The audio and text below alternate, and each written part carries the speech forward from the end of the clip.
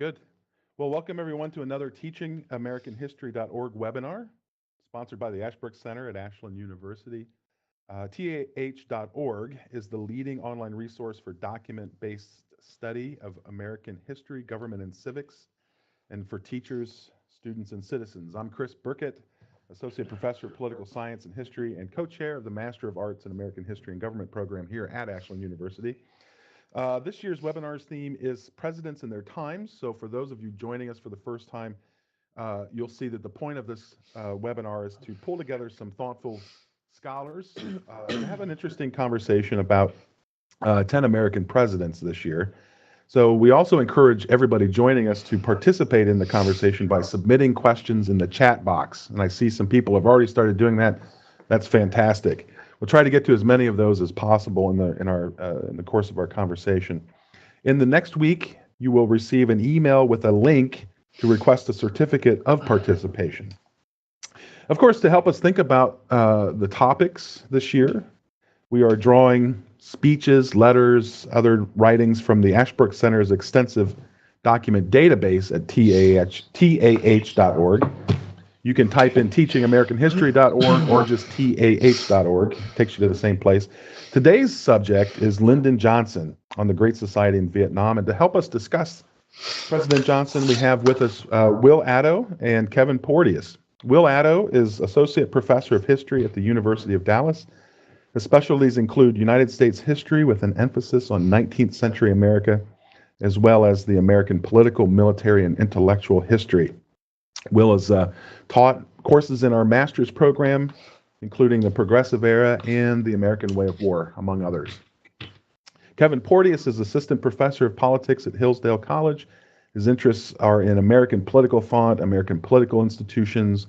He knows the Federalist Papers inside and out, probably sleeps with a copy under his pillow. He's especially interested in the statesmanship of Abraham Lincoln and the political thought of American progressivism. And Kevin has also taught in our master's program. I believe you've taught the progressives, if I'm not mistaken. No, I haven't. It's actually sectionalism and Civil War. That's a good correction. Thank you. But anyway, welcome to both of you. Thanks for joining us. I'm just going to throw a big two-part question out there to start with, and you can either address one or both or neither parts of it. Conversation in any way you want. You are both experts on this subject today. So my big sort of large two-part question is, should Johnson's presidency be remembered as a success or a failure? And related to that, should he be remembered more for his domestic accomplishments, or should he be remembered more as a foreign policy president? So I'll let either of you start with wherever you want to start.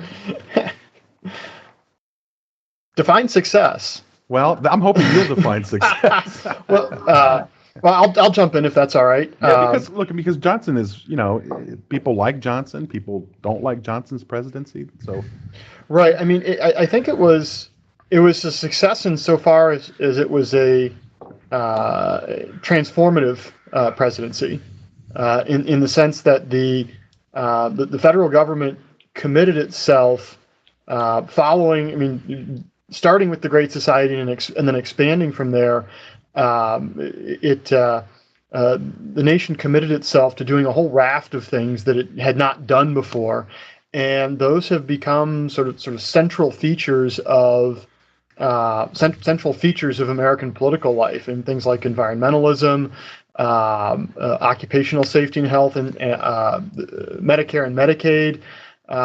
These are all substantial expansions of the regime that have had profound effect on us. And even if they didn't, say in the case of occupational safety and health, come to fruition during Johnson's administration, I think they were a result of the new commitment that he initiated. So in that sense, a success, although I don't think that's cause for calling it universally a success. Yeah, I would, the thing about LBJ is that, and here I am in Texas, where of course, sometimes you get looked at. I literally had a student one time whose name was Lyndon Baines Johnson, and I never asked him if he appreciated our treatment of LBJ or not, one way or the other. But again, if you look at LBJ as progressive, and students oftentimes are a little bit surprised when I include Johnson when I talk about progressive presidencies. I talk about LBJ. I say, look, we got this biography, this series of vignettes by, for example, John Blum, the progressive presidents, and who's the fourth president there? Well, it's Lyndon Johnson. If you're talking about Lyndon Johnson as capacity as progressive president, I think it would have to be adjudged a success, at least in as much as there's this welter of legislation. It's very much modeled clearly on New Deal thinking. He asked for the same kind of wartime powers, if necessary, to engage this legislation, much the way FDR did at the start of the New Deal. And he got, obviously, a great amount of that legislation, a huge welter of legislation. Now, on the other hand, and I think, there's probably very little dissent on this side of things. If you're looking at Johnson in the context of foreign policy, specifically, of course, the Vietnam War, I think, unless one is just sort of, for whatever reason, a diehard defender of Lyndon Johnson, and that may be poisoning the well a little bit here, it's hard to judge his performance in Vietnam as anything other than a failure. But of course, these two things are really inextricably bound up with one another, right? I mean, Walter McDougall called foreign policy in Vietnam the analog to the Great Society domestically. Obviously, and certainly I expect we're going to be talking about this, but this whole approach to trying to do both things at the same time is hugely problematic. And in it, I think, is sort of bound up for Johnson elements of success and failure both.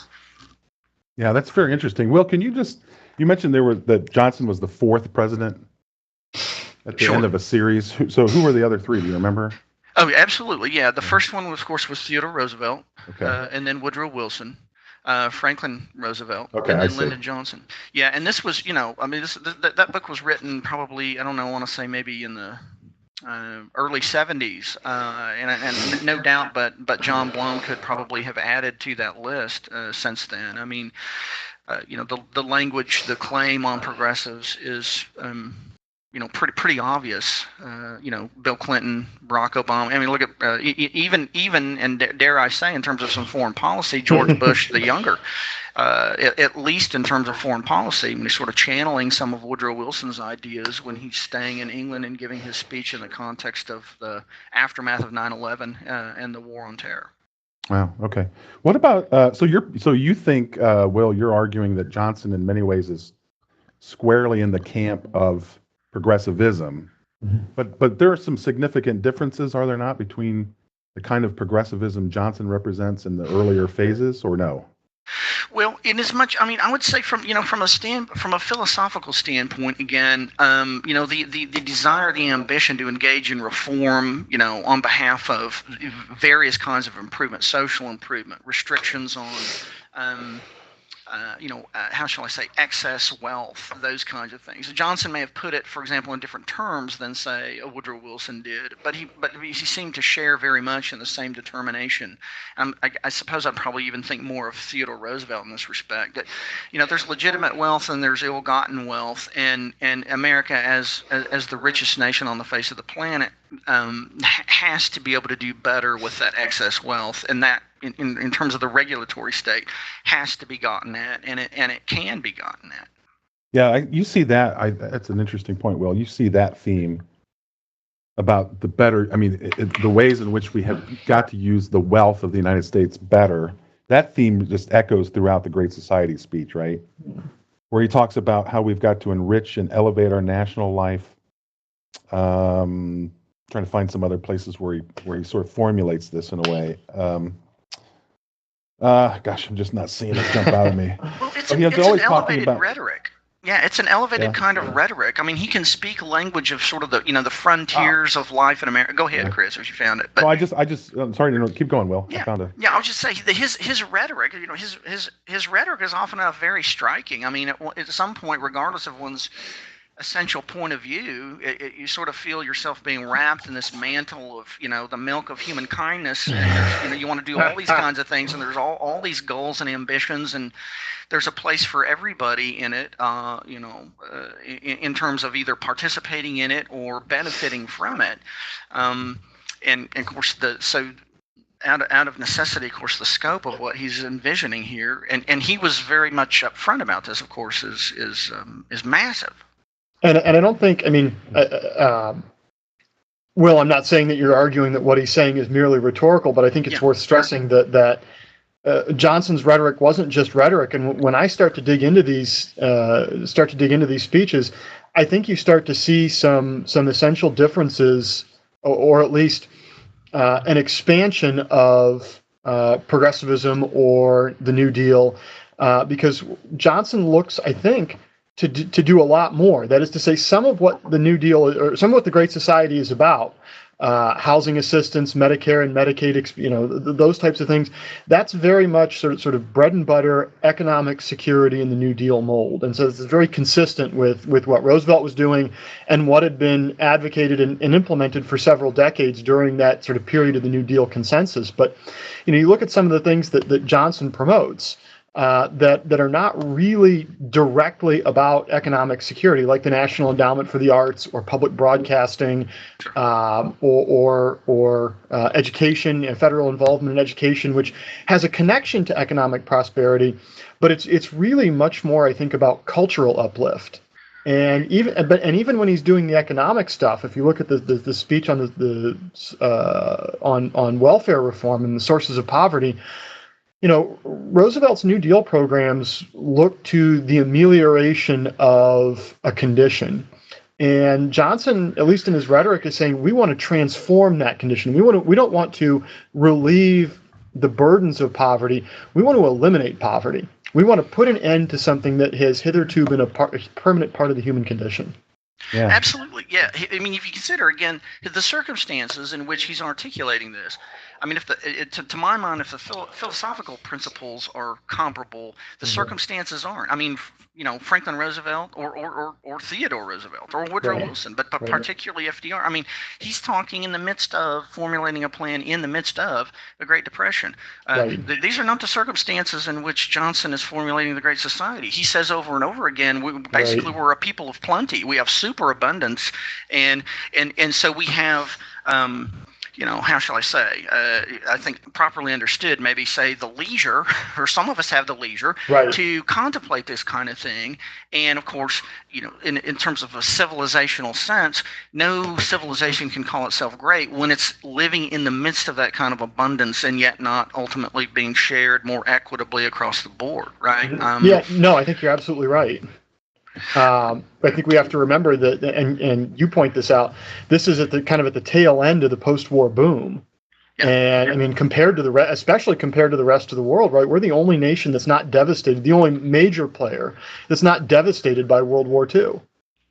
Yeah. And so we've got this massive prosperity. The U.S. is a creditor nation here. I mean, you talk about for example, the whole issue of the poverty rate. I mean, the poverty rate since 1950 has been pretty in a stable way, pretty consistently been declining, approximately about 1% per year from say about 1950 to I think probably 2 or 3 years after Johnson first gave the Great Society speech in the first place. So again, I think the rhetoric has to be different in terms of the appeal because the circumstances just simply are not the same.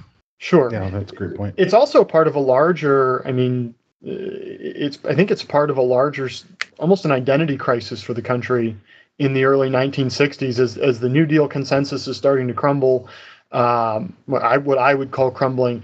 You see the kind of identity crisis of, okay, no society in human history has gotten to this point where a majority of its people are not engaged merely in surviving. And now what do we do? So things like the Port Huron Statement or John Kenneth Galbraith's The Affluent Society. I mean, how do we deal with this? In other words, what do we do with this situation that they believed had never been approximated in human history? Yeah, absolutely. Yeah. Go ahead, Chris. No, you guys keep going. This is great. I was just going to throw in, I'm glad Kevin mentioned the Port Huron Statement because you have that sense of angst, especially among the younger generation who look back and they say, gosh, what does all of this mean? And they're dissatisfied with the extent to which they think that that democracy, as they understand it, has been has been sacrificed to bureaucracy in a sense. Of course, you're in the middle of the Cold War, facing the constant threat of nuclear annihilation. They look around, they see the civil rights struggle, and the violence associated with that really sort of peaking in a way. So there is that widespread sort of social dissatisfaction, or at least questioning of traditional, what Americans have traditionally sort of taken for granted as our strengths. And I just wonder how much of Johnson's, call it rhetoric, is meant to respond to and counter some of that sort of sense of dissatisfaction among Americans. Yeah, I think to a great extent it is, Chris, and sort of as following on the lines of what Kevin said here. Whatever else Johnson and Kennedy may have disagreed on, they both had read things like, The Other America. They both were aware of the arguments out there about how do you have a nation that is as affluent as the U.S. is, and yet has this, this situation obtaining at the same time, sort of we can do better than that. And Johnson, and this is not in any way, shape, or form a criticism. It's just simply he understands, of course, in the relative immediate aftermath, this power of, invoking the memory of this slain president and what he intended and what he wanted, and that we have a kind of momentum that we haven't had, say, throughout the 50s, really, to do this kind of thing. And now here's this golden opportunity, essentially, to I'm retaining the same leadership. We're going to capitalize on what Kennedy intended here. Although I would also include with Johnson in a way that I think obviously wasn't pronounced as much with Kennedy, a serious inclusion of doing something substantial about racial inequality in the United States at the same time, in a way that Kennedy really didn't. Yeah, there's actually a question about that from Billy Gallagher. Wants to know, wasn't LBJ far more progressive in terms of civil rights than others? He mentions the story about when his maid had to stop to use the bathroom on the side of the road because they couldn't use the segregated facilities. So I guess maybe a more specific question here, how committed was Johnson to civil rights reform? Sure. Anybody have any thoughts on this? Yeah. Yeah, I'll take a quick stab here, and then let Kevin weigh in here. I would agree, first and foremost, that in terms of his progressivism and his progressive focus on the necessity of improving the plight of African Americans, race relations, all those kinds of things, that I think Johnson was absolutely sincere in that effort. I think he was committed to it. He himself had grown up, of course, frankly, in pretty impoverished circumstances, in the hill country of Texas, as he, never tired of pointing out. But of course, it was true. And so as far as his sensibility, I think, to those kinds of things, and the extent to which, obviously, as far as, the fruition of this effort here in the Civil Rights Act, his being attuned to Martin Luther King Jr., for example, placed him, to my mind, far out in front of, say, a Kennedy, who had to be, I think, to a certain extent, cajoled by his own brother, the Attorney General, really, to get him to move much, for example, on the James Meredith issue in Mississippi. So, in terms of integration. So, again, I think Johnson was sincere. I think he acted forthrightly in that matter, and I think he was well out in front of his predecessor in that respect. And he did reach out to the black community, black leadership from time to time, did he not? He did. Yeah, more than most people probably realize. And that to me really does set him apart from Franklin Roosevelt, for example, who was either didn't take this as seriously as Johnson, or who was distracted by other problems and didn't have the time to deal with it. But right, he had a cognizance of it too. I think in terms of being in his own home state, the difference between a yellow dog Democrat and a progressive Democrat, and the fact that he had to, that was a certain liability, to put it somewhat mildly, with him among Democrats, white Democrats in Texas. And I think the fact that he was willing to engage in that fight, so to speak, I think speaks pretty substantially to his sincerity in that fight. The one thing I would point out, and this isn't directly related, is I do appreciate the irony of referring to Johnson's views, which we would consider more enlightened, I think, than the mainstream of his party, and certainly the southern wing of his party. I find it interesting that we refer to those views as progressive, thinking about the progressives themselves. And I see what you're going to do. Yeah, and you think about, the way somebody like Woodrow Wilson thought about race, and the way the Beveridges and the Tafts and the Orville Platts and the Orville Platt standing up in the Senate and saying that the Declaration of Independence only applies to civilized people, and that was the progressive view and the justification for turning the Philippines into an imperial colony. And so now we refer to what we think of as enlightened views of race as progressive, when that at the time the quote unquote conservatives, the Republicans, were the people who held those views. Yeah, that's very interesting. Yeah, sure. I mean, I'm imagining most of the folks who've tuned in here today are aware. What was it? Maybe no more than a month or two ago, and I don't know how that continues right now, but at Princeton, Wilson's home base of Princeton, past president and so on and so forth, he's been, substantially protested at Princeton, right, for essentially not just simply not adhering to or hewing to any kind of a line, an enlightened position on race relations, but for positively being racist himself.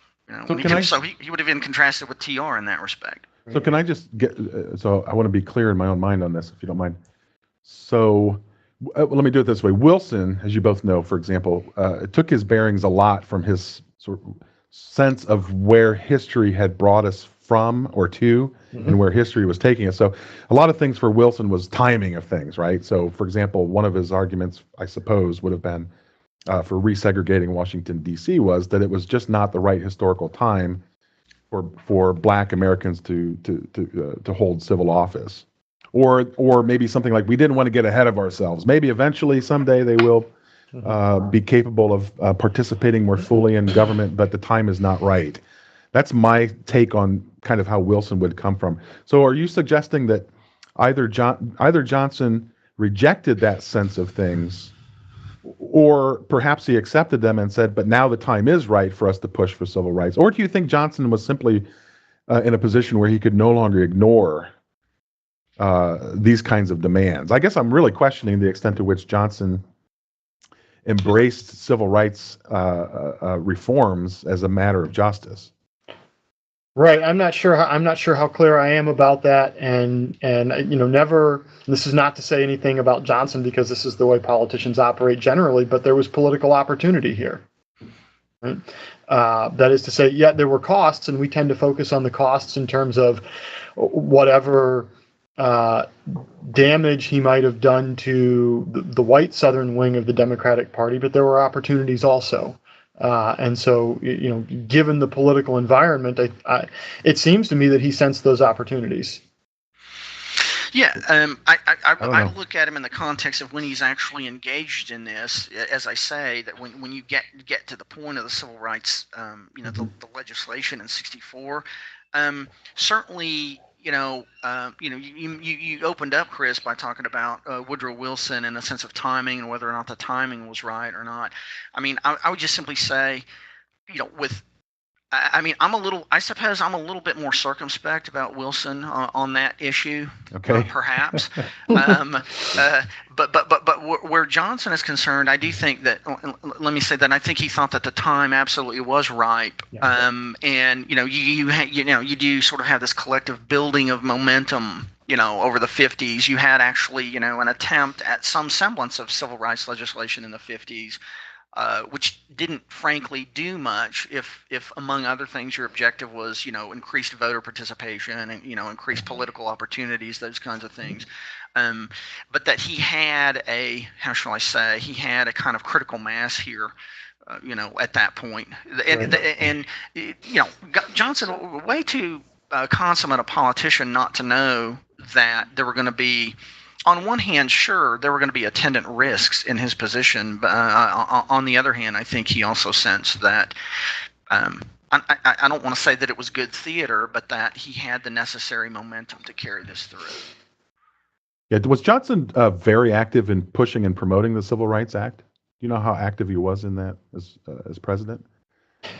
There is one little snippet that I remember where he, I forget if he was talking to Richard Russell or Fulbright, and he said, if you mess with me on the civil rights thing, and I'll burn you down. Ah, yeah. Okay. And so this is Johnson was known for his legislative tactics as Senate Majority Leader, and it if that's any indication, then it sounds like he was pushing for this. It wasn't something that was just he put out there and allowed Congress to run with. So. Very good.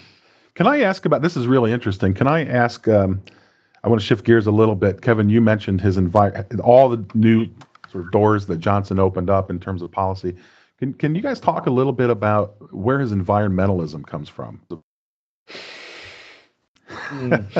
What is the let's talk about if you don't mind, what is his environmental policy? Because I think, a lot of people associate Theodore Roosevelt as the first environmentalist president, but Johnson was really big on this, right? He really pushed this hard. This was one of the three focal areas in the Great Society speech that he had marked out for. As like I said, as a central sort of feature of the program, cities, countryside, and classrooms. And it wasn't under his administration that a lot of the major legislation was passed. So the Endangered Species Act and the Clean Air Act amendments in 1970 and so on. Those were yet to come. But I think he saw environmental spoliation as a cause of sort of cultural decay in the way he talks about it. That is to say, it's being surrounded by ugliness is degrading to the soul, and then that was sort of a central feature in the way he talked about conservation or environmentalism. So again, it points back to that idea from the Great Society speech where it's sort of the quality of life, and not quality, not in a merely economic sense, right? We've achieved a kind of economic quality of life, in a certain sense for some, but now it's about how we actually live, right? It's about he goes out of his way to distinguish between quantity of life and quality of life. That's what I was looking for earlier. Yeah. Right. And it's the quality of life, and this is again, I think, a big shift away from not just FDR but the earlier progressivism as well. TR has his interest in conservation, and he works with Gifford Pinchot, but the focus of earlier progressivism, as I understand it, and Bill, if you want to jump in and disagree with me, I'm more than happy. But the main focus is on economic tyranny and freedom from economic tyranny, not simply in the sense of ordinary poverty, but in the sense of private, unchecked control of economic resources by a few. But that really shifts once you get to the 1960s, and not just with Johnson, but towards this improvement of the quality of life. Mm-hmm. Yeah, I would just add there, Kevin, a couple things. I don't disagree. I would say, again, by way of circumstance, there's nothing like an environmental movement as it would have been understood emergent in the 60s, say, for example, during the New Deal. There's just simply not. Conservation and environmentalism, of course, are two very different things, and they're understood very differently. Where Johnson comes from on all this, Chris, in terms of your particular question, I know that he referenced TR on conservation more than once, and of course he speaks the language of conservation, but he puts it again in the context of the elevating of the human person, right? These spaces are necessary for the elevation of the human person. It's not just, we're not just going to have an ugly American, we're going to have an ugly America, and the two are more or less sort of intertwined. You can't have, the uplift of an individual if you're living in the midst of this kind of, squalor. I would also say he drew, to my understanding anyway, and how heavily, I don't know, but he drew somewhat on his own experiences, of course, in Texas, where if you live in, you live in West Texas, you can't help but be in some sense sort of confronted by the nature of the environment in which you live. It's sort of like the Egyptians, if the Nile's flooding, things are good. If the Nile isn't flooding, things can be very bad, right? He talked about the Pedernales River in Texas, right? The hardships that are brought about by that kind of thing, and yet the ability to transform that situation, but when you had the necessary effort, transform that, turn it into a productive situation, that kind of thing. And he also put, I think, collectively, and this is sort of his broader appeal in this great society language, is he put a lot of this in the nature of the language of stewardship. That there's a responsibility to be a steward of these resources. So he talks about human resources. He talks about physical resources in the earth, literally. We have to be a great steward of all these things, and this is part of that. This is part of that responsibility, in essence. I think that Will makes an excellent. If I can jump in one more time, because I want to make one more distinction in your references to conservation and TR and stewardship. And I think it's important to draw a distinction between LBJ and the environmentalism that follows, because you're absolutely right. I mean, Johnson's quote unquote environmentalism is much more about stewardship and responsible use, and we were talking about uplift of the soul and sort of moral and cultural elevation. It doesn't seem to me to take on the tone that environmentalism later takes, which is, say, humanity is the enemy, humanity is the villain of the piece, and the later inversion of sort of the order of existence, right? That is to say, nature's good, man is bad, and the best thing that could happen is, in a sense, the repeal of the Industrial Revolution. He's not arguing for that. He doesn't promote policies that attempt to do that. That seems to me to be a kind of environmentalism that, even if it's developing in the 60s, it sort of comes to fruition later on. Yeah, we've been getting... Yeah, absolutely. That's great. We've been getting a number of really good questions. But I just mentioned one really quick. I don't know who submitted it, but they asked about the connection of between government's role to provide access to beauty and this idea of freedom. And I think you actually just sort of touched on it, right? Because from Johnson's perspective, the reason for preserving natural beauty and the environment is for what it provides to human beings, in a sense, right? Yeah. So there's a connection. Johnson uses this language of you can't be free, or there's a spiritual aspect to having access to natural beauty and these sorts of things. So am I on to something here, or does that sound right? I guess the question that they're asking is, what's the connection between freedom and access to natural beauty for Johnson? That's a hard one, I know. But he does use that language, right? I mean, he sort of ties it all in there somehow in order for us to rise to the great society and fulfill our greater understanding of what it means to be free, to be complete, maybe fulfilled spiritually as a human being. We have to have access to beauty, or does it just come back to, Kevin, what you were saying earlier? Ugly environments make ugly souls. Go ahead, Kevin. No, I don't. I'm trying to formulate an answer. I don't know how to answer this one. It is a tough one. I do think that if your soul is if I can just keep playing with that language, if your soul is crushed down by ugliness in the same way that it's crushed down by economic necessity, you really can't be free, and that ties in that ties into some policies that aren't necessarily the environment, such as promotion of the arts and humanities, and National Endowment for the Arts and National Endowment for the Humanities. In other words, what Johnson wanted to do with those was bring the cultural fruits of civilization to the great body of the people, in the same way that Franklin Roosevelt was trying to bring the economic fruits of civilization to the great body of the people. Yeah. Another stage in the development of freedom. Yeah, Justin just mentioned that this seems to tie into the larger idea of pursuit of happiness, as Johnson mentions, right, in the Great Society speech, right? Where the purpose of government is to pursue the happiness of the people.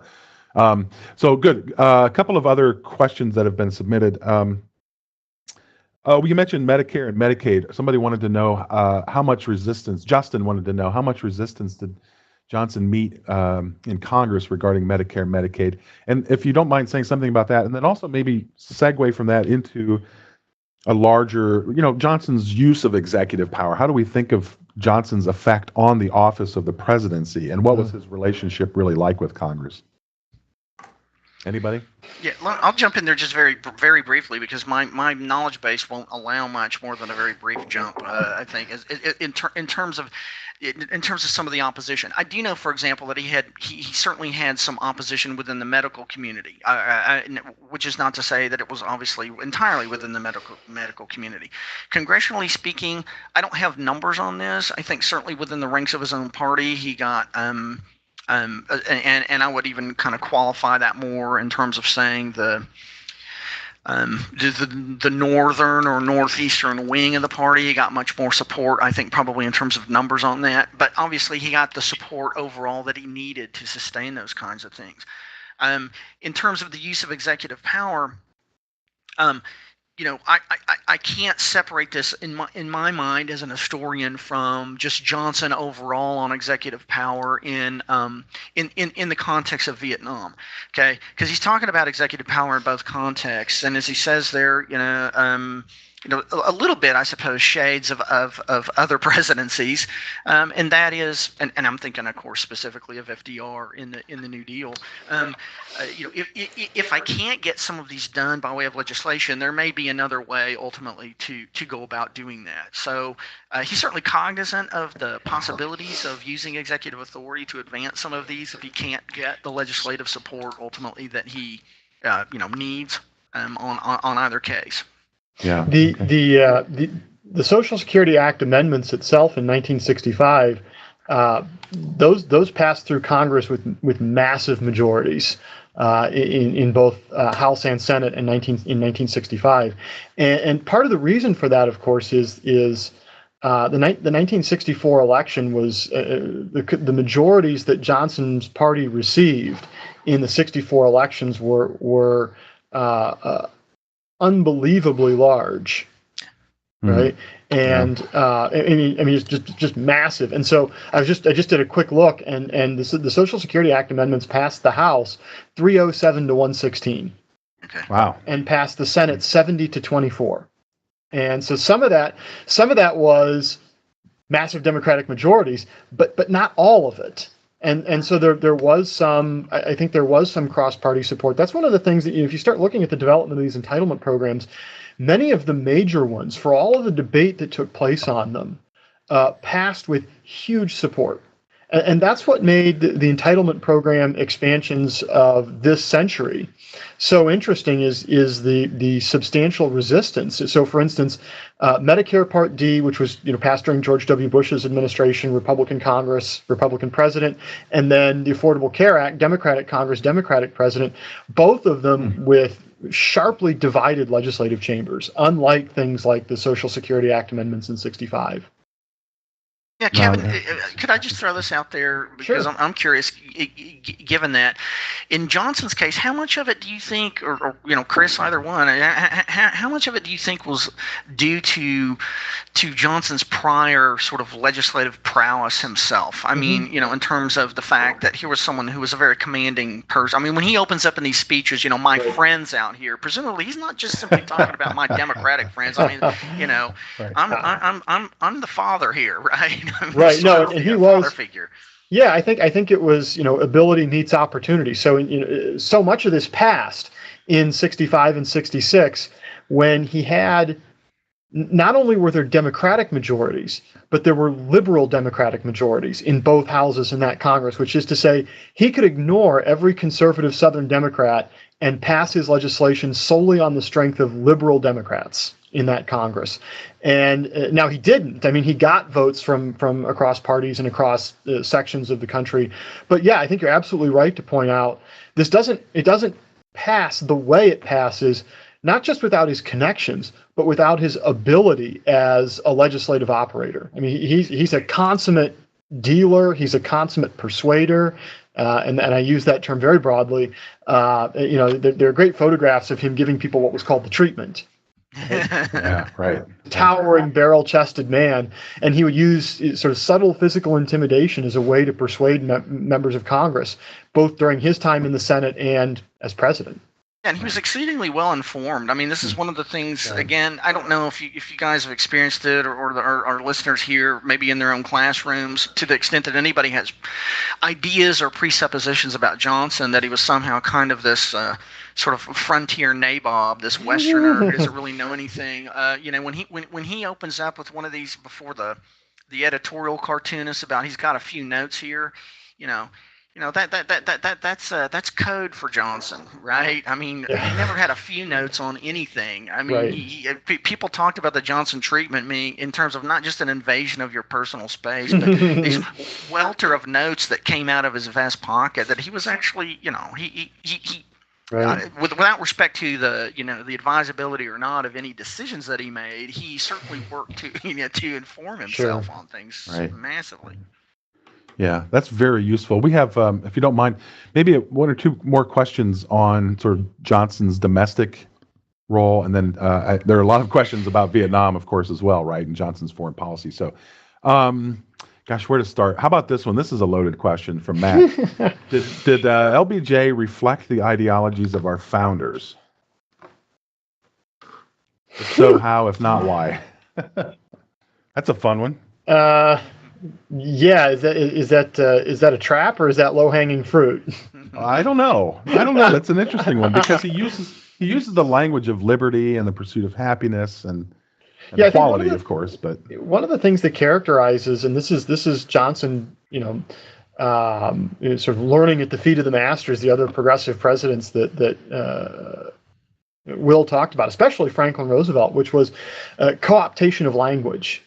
Right. So when a progressive or a post-progressive liberal is talking about freedom or liberty, they're really not talking about the same thing that James Madison's talking about. And I think that's fairly easy to demonstrate, because for the founders, liberty and freedom were terms that were part of the law of nature. That is to say, they were bounded by this absolute moral principle, and the way they understood the natural law, that is to say, that much of the law of God that one can understand through unassisted reason. That is to say, so liberty was fixed. Liberty was not what the progressives talk about. When the progressives talk about it, they talk much more about something like, paraphrasing Dewey, liberation from external constraint. Mm-hmm. And the founders never view it that way. Freedom or liberty is, think about Franklin and some of his work, this great essay, Information on Those Who Would Remove to America.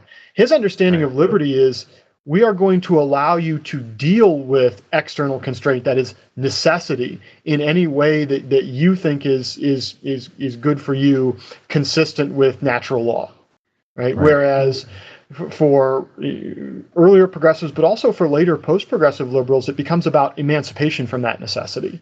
Right, and hence a greater role, a positive role for government, right? Right. Yeah. Yeah. So it's government actually that liberates in that right. sense. Yeah, and that makes a lot of sense in the progressive era, because you've democratized political power.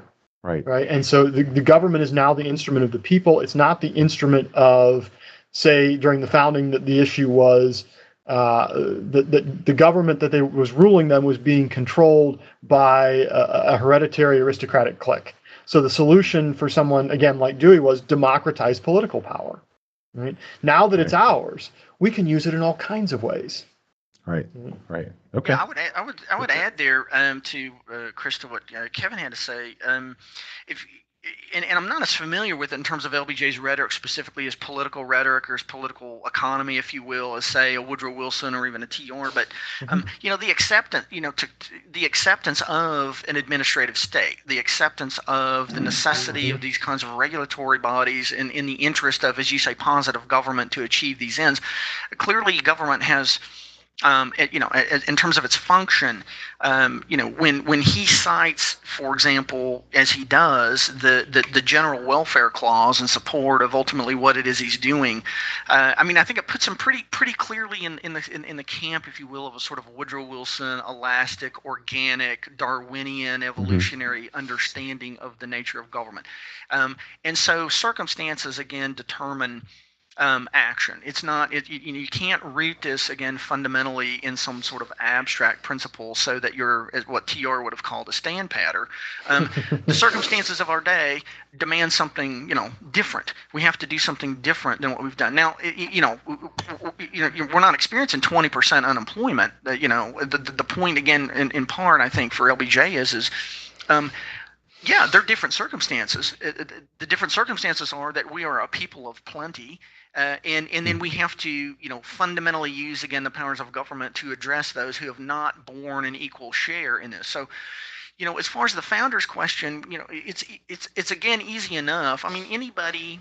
And I don't mean this to be cynical or abusive of Johnson in this instance, but anybody can wrap themselves in the mantle of people, there are people doing without, and that's not being truly free, human, and we have to do some kinds of things ultimately about that. But what do we have to do? Or, what ultimately, can you positively sort of ennoble these people by virtue of legislation, governmental programs, those kinds of things? Or, is there much more kind of a laissez-faire understanding that's sort of requisite to that? So I put it much more in a, obviously in that sense, in a kind of Wilsonian, how shall I say, Frank Goodnow administrative necessity camp. You might say. No, and that brings up, if you don't mind, I know that you, Chris, you want to move on to talk about Vietnam, and I do too, but what Will was saying really brought up what I think is an interesting contradiction or difficulty in Johnson's program, which is to say he's very much concerned with these emergent new left quality of life and cultural liberation, and the concern that modern life is crushing individuality. And so there's that theme in his thought. But if you look at a lot of these speeches where he talks about program, the solution is massive government programs administered by experts in centralized bureaucracies.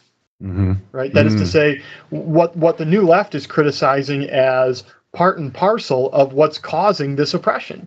Right? And so it's does that make sense? In other words, he's kind of got his feet in both worlds.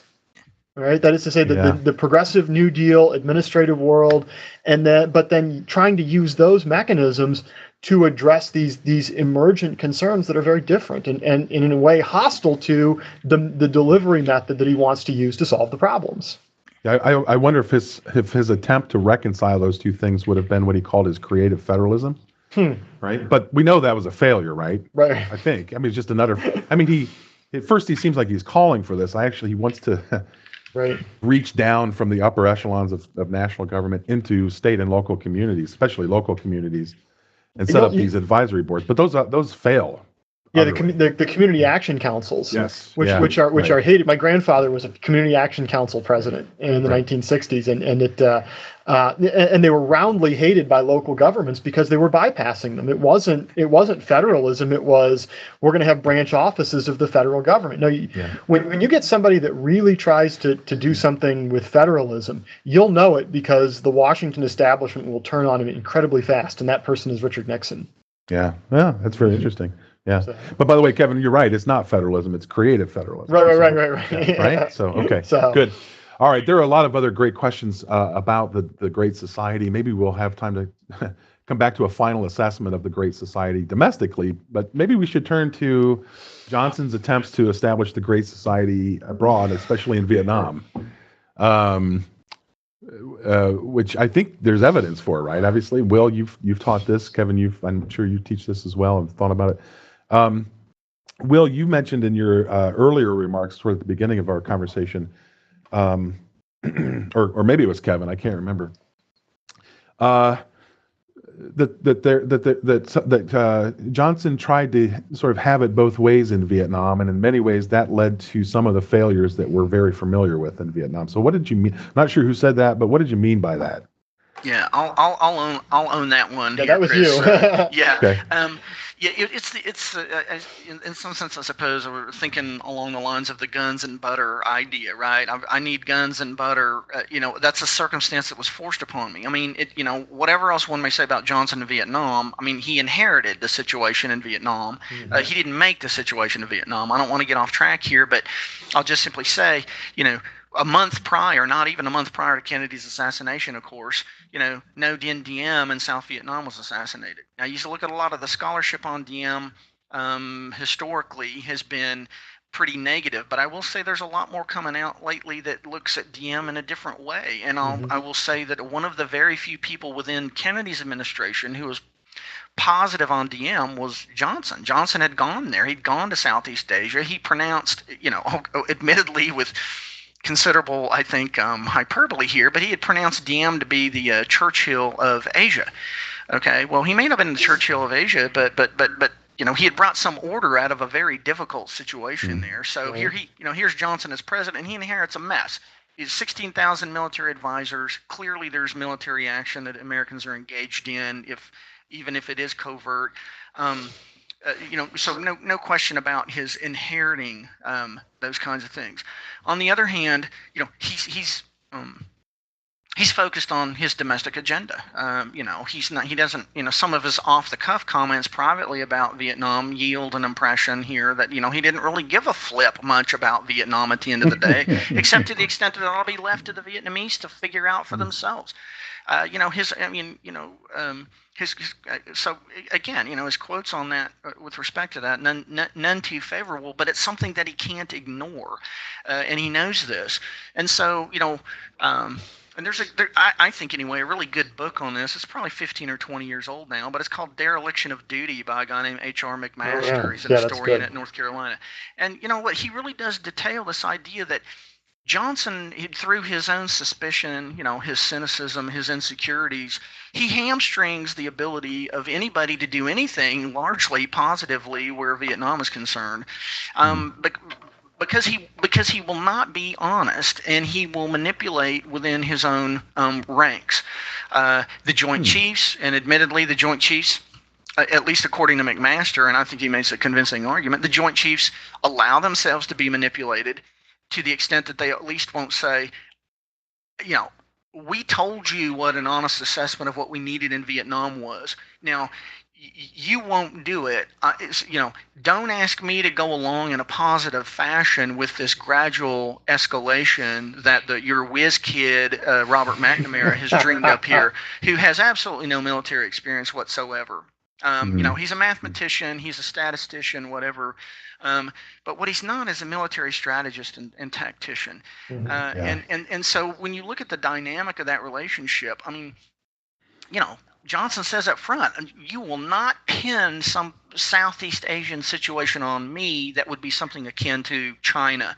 Or that's not going to happen. So yes, we're going to have to hold the line there. But we're going to have to do it on the cheap. Okay. And he talks about this, and Robert McNamara presents him presumably with a way of doing both, right? We can minimize Vietnam, do enough to be palatable in Vietnam so that we don't look like we're cutting and running in Vietnam. And one of the ways we're going to save the necessary funds for Great Society programs, frankly, is through the gutting of the military. He was very clear about this, as was McNamara. Mr. McNamara is saving me $1 billion in the first year, and I have every expectation, based on his cost-cutting measures, which substantially, as I say, included the military, that he's going to save me $3 or $4 billion over the next 3 or 4 years. So, Johnson was very clear. Earliest meeting with the Joint Chiefs, after he was one of the earliest meetings anyway, he said to the Joint Chiefs, I want all of you to send me a picture, a 5x8 or whatever. He said, I'm going to have those. I want to put your pictures up on the wall in my office. He said, I'm going to think about my military men on occasion. I want you to know that I'm going to be thinking about you guys. Well, thinking what? Thinking good. In other words, you're watched. The language is unmistakably clear. If you don't toe the line on this, you'll find yourself in trouble. So when he asks for recommendations and he gets some honesty up front from the Joint Chiefs, look, Mr. President, we need to seal off the ability of the North Vietnamese to penetrate the South. We need to close off the Ho Chi Minh Trail, and we should have a land-based, invasion of the North. And it's going to take, 500,000-600,000 troops, and it's going to take them as quickly as we can possibly get them there. He rejects that immediately. This is what's coming from the Joint Chiefs. So he has already set up a kind of relationship up front there that I think hamstrung any kind of possibility for open, communication between himself, his National Security Council, and the Joint Chiefs of Staff. And he found guys who would basically be his lackeys, people who would tell him what he wanted. I mean, McNamara told him what he wanted. He was very good at understanding Johnson's needs and fulfilling them. And the same thing, frankly, I think with Maxwell Taylor. Yeah, that's fascinating. What about his relationship with Westmoreland? Because there's a question from Billy who asked about the advice he was getting from McNamara. And sometimes, of course, the idea is that Westmoreland was also giving him bad advice on the conduct of the war. How did Johnson? To what extent did Johnson want to get involved in the sort of planning of how the war should be executed? Was he just 30,000 foot? Was he really involved in the sort of on the ground? I don't want to get carried away with it too much, but I guess what was his relationship with sort of the military strategy, or those who were planning the military strategy of engaging in the war in Vietnam? Will, I'm going to leave this one to you. I don't. Well, I'll say I'll put it this way. I think first of all, just the simple answer is he was massively engaged in much of the minutia of military planning. He had a downstairs, whatever office, I don't know, some subterranean room there in the White House, but he had a massive mock-up, right, a topographical map of Vietnam. It was said that he pored over that at all hours, obviously losing lots of sleep, and I'm sure that he was, and that he was. This was a complaint oft repeated from members of the military leadership that there's such oversight here as to be ultimately straitjacketed in the prosecution of this war. I'll give you but one example. It's really unheard of. It's actually, I think, astounding when you think about it. U.S. naval and Air Force pilots had a saying about their bombing raids in the north, or even some of their airstrikes in the south, and that was, they had a kind of a cliche. U.S. air raids, good at 10, 2, and 4. Well, there was a commercial, for Dr. Pepper in the 60s. Dr. Pepper, it's good at 10, 2, and 4. In other words, they're fundamentally predictable. When they're coming, where they're coming. There's nothing. That was because there was such an earmarked management of exactly what you could bomb. But it happened more than once that, for example, there would be, U.S. aircraft, airborne, seeking to hit a target that they identified. Well, they would have to get permission from Johnson to do that. They didn't get permission. Wow. They didn't get permission from Westmoreland to do that. There are actually cases of them, and I can't remember the precise route, but it had to go from their aircraft. So bear in mind, they're airborne over South Vietnam or North Vietnam. They communicate with some command center in South Vietnam, say at Da Nang, for example. That communication is relayed to Hawaii, which is relayed to Johnson in D.C., and then Johnson gets back with his response as to whether or not that's okay. Now, I'm not saying he didn't ever do that in consultation with anybody else, but the sort of the cumbersome aspect of it, as well as the micromanagement, I think is largely what has come to kind of characterize the way Johnson oversaw the war effort. That he had to be there. He had to be there for a variety of reasons of his own making. I don't want a wider war. He said this over and over again. What keeps me up at night, Mr. McNamara? Well, what keeps me up at night is the nightmare of a bomb being dropped down a Russian smokestack in Hanoi Harbor or something, and then here goes World War III, that kind of stuff. So he often enough anyway was. It's not mythology that there was a lot of micromanagement of the war.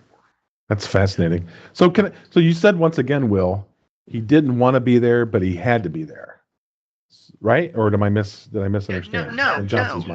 Yeah. Could you just say more about why he thought he had to be there, but also why he didn't want to be there? Because the fact that he didn't want to be there is actually really interesting. Because I've read various things that suggest that Vietnam was ideologically important in a sense for Johnson. He understood it. I would contrast it, Chris, with a sort of a personal LBJ, if LBJ could have his druthers, he wouldn't have the headache of Vietnam at all. I suppose to a certain extent that might have been true about anybody. He would have liked things to have gone, in the direction of freedom, unification, under some kind of a democratic polity, or at least not under a communist totalitarian one.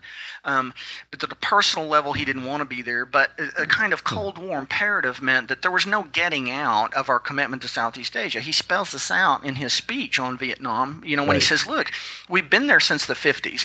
We've spent $2 billion in Vietnam. How do you get out of that and do it delicately? And how do you do it also in the face of, the domestic agenda that you have going? It's very hard in terms of what I like to refer to as, again, a sort of Cold War imperative. And remember, Republicans prior to, he's got to get elected in his own right in 64. He doesn't know, so far as I'm aware, that he's going to win this crushing, biggest electoral victory since Franklin Roosevelt was elected in the 1930s. He doesn't know that for a fact. I don't know. Maybe he had a suspicion of it when he found out that Barry Goldwater was going to be the Republican nominee. I don't know. But I will say this much. Republicans are pounding him in 64 on the idea of being soft on communism, right? Soft on communism, soft on communism. Yeah. Right? And even in the Tonkin Gulf incident, right? 2 incidents at Tonkin, one of them that actually happened, one of them that was reported to have happened but actually didn't. In any case, he didn't respond to the first one with military action. When the second one rolled around, he said, effectually, I have to respond to this. Because if I don't, they're going to get some remember, this is prior to the election in 64. They're going to get some traction out of this soft on communism thing. I can't have American destroyers being attacked by torpedo boats and sit idly by and do nothing. One attack may be one thing, but 2 attacks is another. And, I just can't do nothing fundamentally about that. Yeah. So, he's compelled in that sense to do something. I think that you have to look at the larger. What's going on in Vietnam isn't just about Vietnam at that point, which is to say, there's a whole raft of unstable governments in Southeast Asia, and so there are larger concerns about. Well, look, if South Vietnam falls, right, Laos is under siege, Cambodia's got its problems, Thailand's government was tottering, and its connection to the West was tottering. In Indonesia, make sure I get my timeline right, but Suharto is flirting with the communists, and so is he going to fall into the communist orbit? And what about the Philippines? The Filipino government is not particularly strong at this point, and so I think part of what's one way you can think about this also is we have to not just draw the line, but we have to show these other governments that the United States will fight communist insurgency. That's a great point, because it seems like Johnson recognizes that there's that sort of saving face. The United States has always got to persuade these other countries that are on the verge of turning toward communism that the United States is the more viable of the 2 options, right? There's something good and strong and stable about the United States. So does he fall into that face-saving trap? John Lewis Gaddis talks about this in his Strategies of Containment book, how one of the big mentalities that sort of just takes over during the Cold War is, on the part of both the United States and the Soviet Union, is this importance of face-saving. So is that sort of forefront in Johnson's mind, or what is it? You say that like it's a bad thing, right? No, you say face-saving. I don't know it's a bad thing. But you shouldn't. It really is important to do that, right? It's if you're going to claim great power status, and if your strategy is to contain communism, right? But that shouldn't become a reason to do something, right? Well, we've got to save face. So it seems at least I think Gaddis suggests that attitude that the United States can never lose face or appear sort of weak, or we got screwed on this, or whatever it might be, that attitude becomes so pervasive that we get drawn into certain kinds of situations. That on the other hand, go ahead. It's not simple. It's not simply about. It's not. I don't think it's a vanity thing, because what are the consequences of losing face over Vietnam? Right. Yeah, that's a good point. In other words, there are practical. Steve Hayward talks about this in his first book on the age of Reagan, the first half of this. And what are the larger implications? Right. So that's a great point. Yeah, I know it's important. That's right. Yeah, and I'm going to engage in a little Me Too-ism here, I suppose. But again, if you think about this notion of continuity, with say, for example, Kennedy's briefings from Eisenhower on, where are the trouble spots? And of course, think of Eisenhower in terms of domino theory, and Kennedy as being certainly an avid anti-communist. I mean, he's a Cold Warrior in that respect, and he obviously subscribes to this and goes to great lengths to try to ensure, for example, Kevin mentioned some of these places in Southeast Asia. Kennedy worked very hard to obtain an agreement in Laos that supposedly neutralized Laos. I don't think it did neutralize Laos, but in any case, it was supposedly it had. And of course, there are other examples in Southeast Asia, again, as Kevin mentioned, where this kind of thing is going on. And you have success stories and you have failures. The Philippines end up, of course, being a success story. Right, Malaysia ends up being a success story. Here are cases. Malaysia is a good example. British Malaysia, where look, you make the effort, put in the effort, and in fact, this is doable. It didn't start World War III, and it can be done. And it must be done, lest you think again of Johnson's commentary here at the outset of his first year in office. I'm not going to be the one, and this is, I suppose it's these kinds of comments that and I understand, again, benefit of hindsight, but when he starts saying things like, I'm not going to be the one charged with, okay, I understand there's always the rhetoric of we're going to prevail and we'll stay there as long as is necessary. He says this over and over again.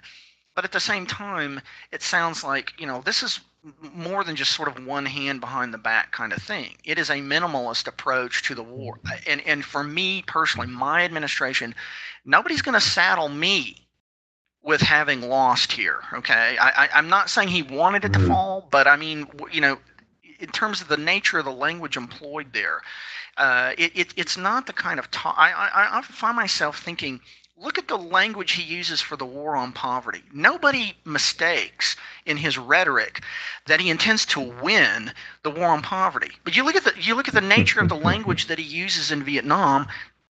He doesn't use the same kind of language. It's much more reticent. True. He talks about the nature of diplomacy here. That, hey guys, forgive me. I understand there's a little bit of satire here, but I'm doing it, I suppose, for effect.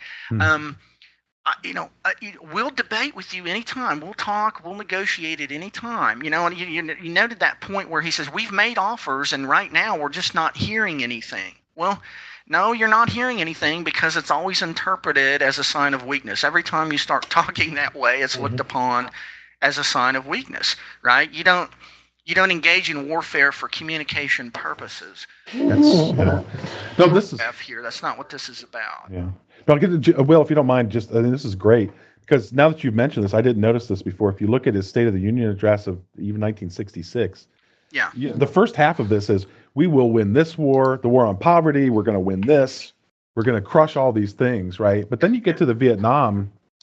His language on Vietnam, you don't get that same kind of language. I actually didn't notice that before. It's much softer. So he says things, we have a commitment in Vietnam that we have to honor, or we will fulfill our commitment to Vietnam, and these kinds of things.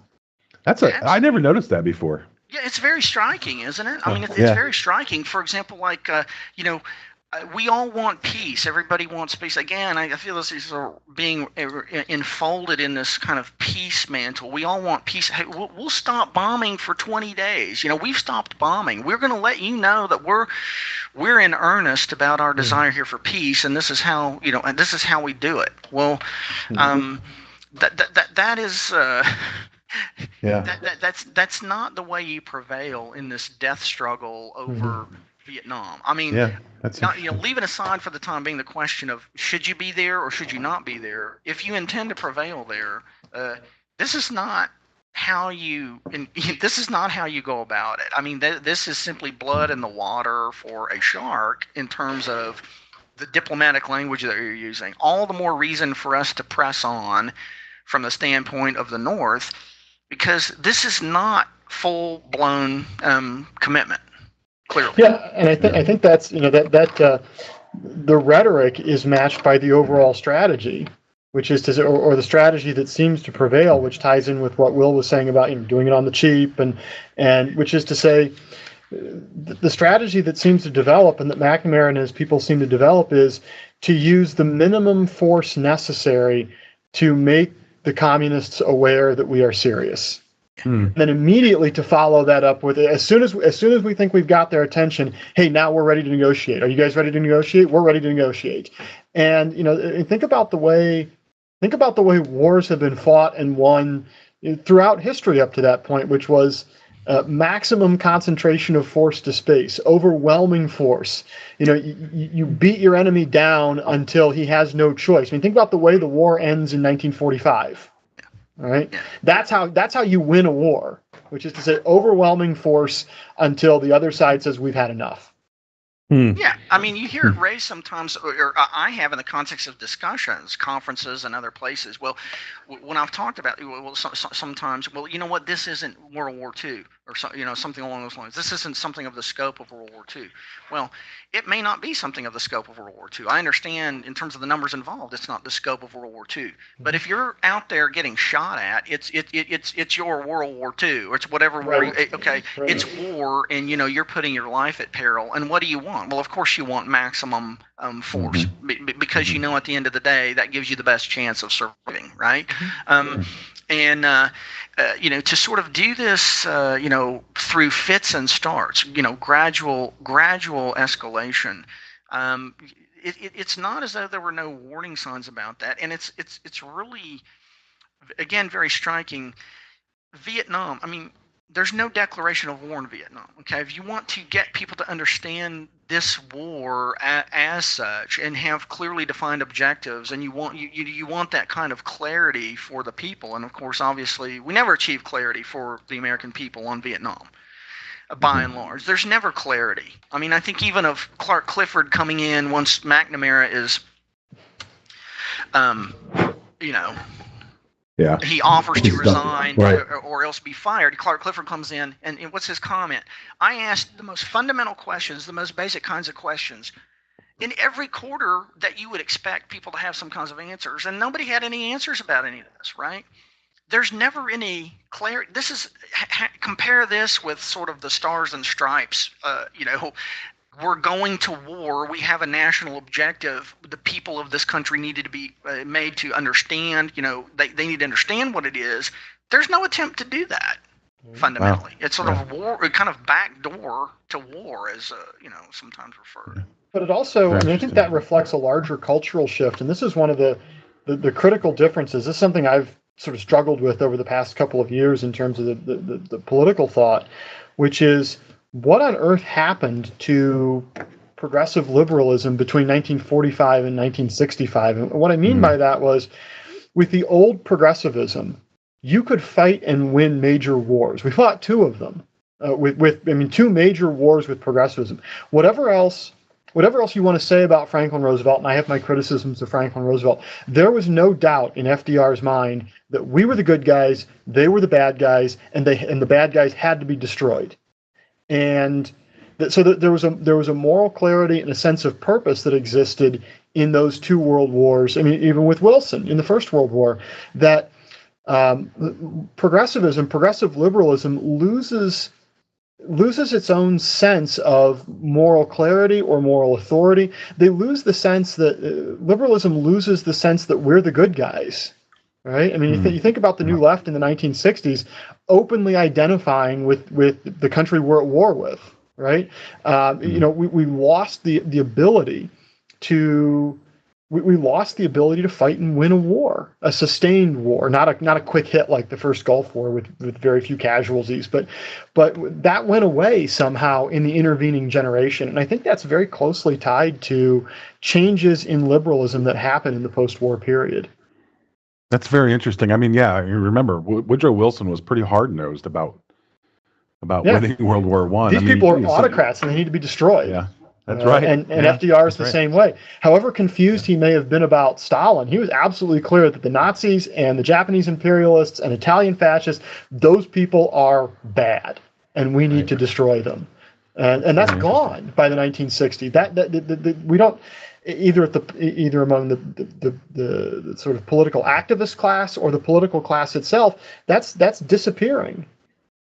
It's very interesting. I was going to say, just real briefly, Chris, if I could just, in terms of the nature of the opponent in some sense, right? If you look at who the battle is being waged against, so to speak, from an ideological standpoint, right? They say, the Republicans never had such a good friend in some sense as the Cold War, right? We need the Cold War. We need a Cold War as kind of a reason for being, not maybe sole reason for being, but it certainly is helpful, right? And what do Republicans do when the Cold War goes away? That kind of thing, right? Mm-hmm. From an ideological standpoint, you look at who you're battling in World War II. Okay, I mean, we're allied to a communist power. Right? We're battling fascists. I mean, we're battling Mussolini, we're battling Hitler, we're battling this kind of fascist totalitarians, and the nature of the enemy, at least from the standpoint of the ideological nature of the enemy, is very, very different. And post World War II. Oh, that's a great point. I think you just addressed in part Justin's point about too. I mean, the developments and the nature of warfare. I mean, that World War II is mostly pre-nuclear as well, right? So Cold War context, nuclear context. This is great. So we've almost come to the end of our time, and there's so much more we could do with it. It's hard to cover all of this in an hour and 15 minutes, so we're kind of giving everybody a taste of these things. I want to end with, I guess, two, again, very broad questions, but excuse me, maybe we can do it in a couple of minutes. To tie all of this together, what would you say the most significant, long-lasting effect of LBJ has been on America, both domestically and in terms of foreign policy? We were just kind of talking about his impact on foreign policy, but domestically, in terms of foreign policy, where do we see the legacy most clearly of Johnson? And this comes back to a question that Billy Gallagher actually posted at the beginning of our conversation, in a sense. So, anybody want to tackle those? Domestically, I would go back to, I think, what I said at the outset, which is to say that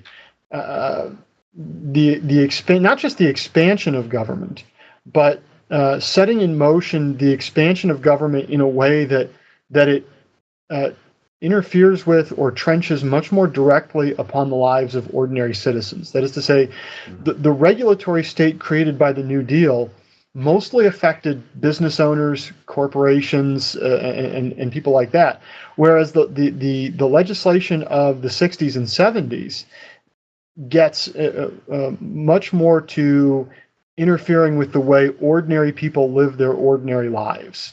But also, in terms of foreign policy, maybe serving as a bridge between the old progressive imperialism and maybe the new kinder, gentler regime change imperialism of maybe a George W. Bush, which is to say that speech on Vietnam that we posted, that was great. I was rereading that this morning, and I had forgotten the extent to which Johnson really wanted to remake Vietnam in our image.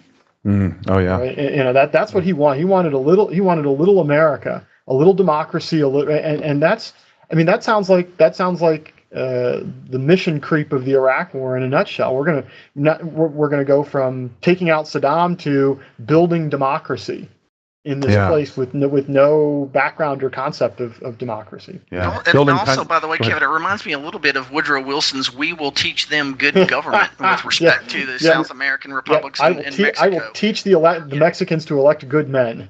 Yeah, exactly. Right. I mean, we're not afraid, right, to intervene in that respect. I would second what Kevin said with respect to the domestic issue. I also see Johnson as kind of part and parcel, and I'm well aware of the differences, I think, between Lyndon Johnson and Richard Nixon. But I will say, in terms of the sort of the denouement of the presidency, sort of this idea of the imperial presidency and a supremacy of Congress, which is forthcoming, I see what Johnson did in terms of his administration, and that in conjunction with Nixon and Watergate, and this massive increase in cynicism and suspicion over government, and a very different approach, I think, at the popular level to how Americans understand, their own government. On the foreign policy side of it,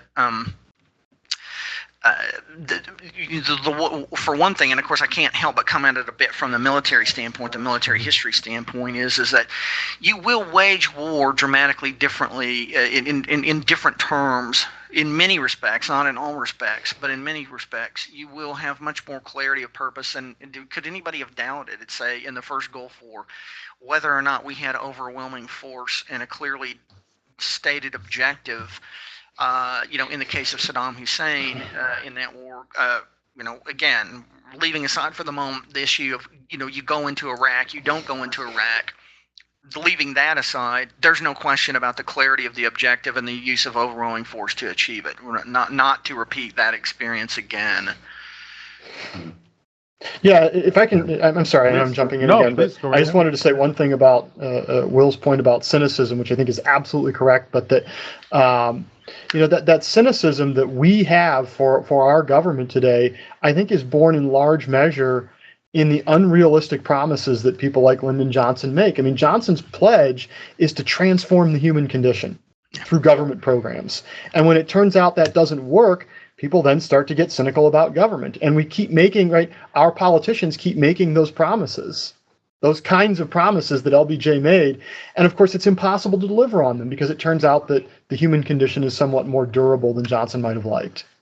So. It does bring us somehow full circle back to the question over the founding, because again, what can government do? What are the what is it that it ultimately can secure? Equality before the law, equality of opportunity, guaranteed outcome. Guaranteed happiness. That's the Great Society, I think. Well, thank you very much. By the way, in your final answers there, you just touched on or answered about 3 or 4 other sort of lingering questions that were out there about even the scope and the ambition of the Great Society, right? Somebody had asked, is it just utopian? Is it possible? Is it overreach? All of these questions. So I want to thank you both again. This has been extremely informative. I have learned a bunch. I've taken a bunch of notes, and I'm going to use that in the future. So thanks to you both for being here. Thank you, Chris. Thank you. And thanks to our participants for submitting some questions that generated some good and apparently from some of the comments a little controversial conversation. That's always good. Controversy is not a bad thing. So just a reminder to everybody who's joining us that you will get an email with a link by which you can request a certificate of participation. If you've enjoyed the conversation today, consider taking a graduate course online through the Ashbrook Center, through our Master of Arts and in History and Government program. So, which you can find more about by going again to teachingamericanhistory.org. So our final Saturday webinar will be May 7th. Our final Saturday seminar of this series will be May 7th, 11 o'clock Eastern Time. And this one will be on Ronald Reagan, the great communicator. I expect we'll probably pick up with a lot of themes we've been talking about here, and it may just sort of segue nicely into our webinar. But for that webinar, we'll be joined by Steve Hayward, who's a fellow at the Ashbrook Center, and Gregory Schneider of Emporia State University. And you can find the readings that we're recommending for that conversation already posted on TAH.org. Hope to see you all then. Take care.